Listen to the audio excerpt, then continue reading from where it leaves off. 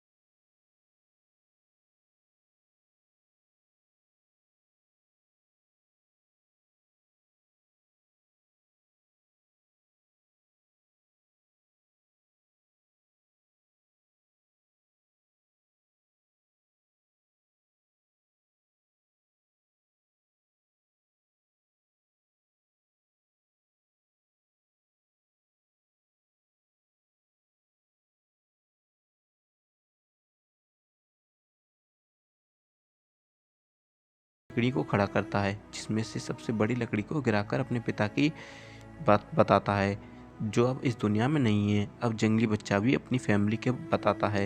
वह 3 लकड़ी को खड़ा करता है, जिसमें से 2 लकड़ी को गिरा देता है। आर्लो समझ जाता है कि उस बच्चे ने अपनी फैमिली को खो दिया है और अब इस दुनिया में वह अकेला है। वे दोनों रात में वहीं सो जाते हैं। अगले दिन वे लोग चलने लगते हैं, लेकिन रास्ते में तूफान आ जाता है, जिससे आर्लो डर जाता है और वह नदी से दूर आ जाता है। रास्ते में उन्हें उड़ने वाले डायनासोर मिलते हैं, जो बाढ़ के मरे हुए जानवरों को खा जाते थे। वे आर्लो से जंगली बच्चे की पूछते हैं। आर्लो उन्हें जंगली बच्चे की बता देता है और दोनों अब भागने लगते हैं। उन्हें रास्ते में बड़े डायनासोर मिलते हैं। आर्लो उनसे डर जाता है, लेकिन वे शाकाहारी थे और वह आर्लो की मदद करते हैं और वे उड़ते हुए डायनासोर को भगा देते हैं। आर्लो उनसे अपने घर के बारे में पूछता है, लेकिन बड़े डायनासोर कहते हैं कि उनकी भैंसें चोरी हो गई हैं, अगर वो उनकी मदद करेगा तो वे उसको ज़रूर बताएंगे। आर्लो कहता है कि उसके पास एक जंगली बच्चा है, वह खुशबू सूंघकर आपकी भैंसें ढूंढ लेगा, और जंगली बच्चा भैंसों को ढूंढ लेता है। बड़े डायनासोर कहते हैं कि तुम्हें पत्थर पर एक खड़ा होकर चोरों को बुलाना है। आर्लो के चिल्लाने पर चोर आवाज़ सुनकर आर्लो के पास आ जाते हैं और आर्लो को खाने की कोशिश करते हैं, लेकिन बड़े डायनासोर उन डायनासोर को भगा देते हैं और अपनी भैंसें लेकर जाने लगते हैं। रात में आर्लो अपने पिता की बड़े डायनासोर को बताता है कि वह कितने बहादुर थे और वह कितना डरपोक था, जिसकी वजह से उसके पिता इस दुनिया में नहीं रहे। वह अपने आप की गलती बताता है, लेकिन बड़े डायनासोर उसका हौसला बढ़ाते हैं। अगले दिन सभी डायनासोर भैंसें ले जाते हैं, लेकिन तभी आर्लो को अपने घर का पहाड़ दिख जाता है।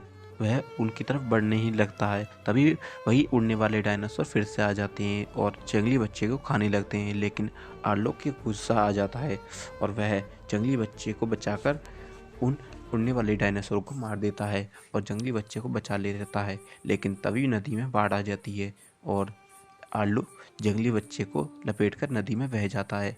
आर्लो जंगली बच्चे को जान बचा लेता है और दोनों अब घर की तरफ बढ़ने लगते हैं, लेकिन तभी जंगली आदमी अपनी फैमिली के साथ जंगली बच्चे के सामने आता है।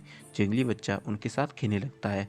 आर्लो समझ जाता है कि जंगली बच्चे की भी फैमिली होनी चाहिए, इसलिए वह आर्लो को उस जंगली बच्चे के पास छोड़ जाता है और दोनों आपस में गले लगकर वहाँ से चले जाते हैं।